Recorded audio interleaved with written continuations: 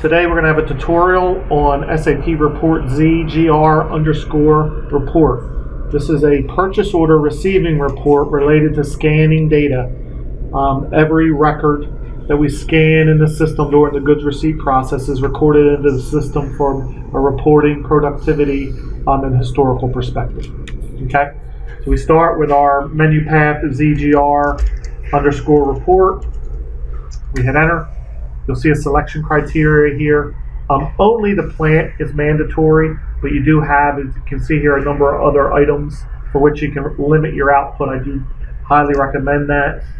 So in my instance here, I'm going to put in plant 54, and I have a specific purchase order number that I'm going to put in.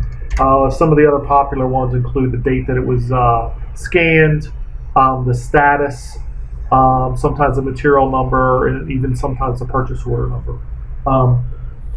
Also, when we get to the output section, you can also filter this stuff by those data elements as well. So if you want to just look at your purchase order, then filter in the output, that's also an option. So I have in my purchase order number, my plan, and I'm going to hit execute.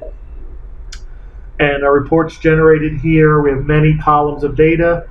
This represents every scan that's processed in the system. So if you scan a pallet of 10 cartons for your purchase order receiving, and you hit submit, at that point those 10 line items are written into this table, database table, and the report will reflect what's in that table.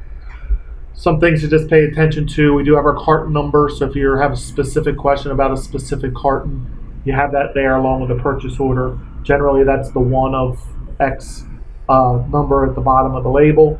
Material number, message type, piece, posted, E is an error. If you had an error over here in these fields, the message ID and the message text would be there to tell you why it didn't post. You would always use the reprocessing transaction to reprocess errors. Unit of measure, date confirmed, who did it, other important information. Also, this is a ALV grid transaction, so you'd want to rearrange the columns, export to Excel, hide columns, any of those things you do in any of those ALVs you can also do here as well. Okay, so that's your output. It helps with a lot of analytical questions about what you did a month ago, or if you come to an end of the day and you're not sure where you left off. This is always a good report to check exactly what has been and has not been scanned into the system. If you have any questions, feel free to always contact support at pcf.com. Thanks.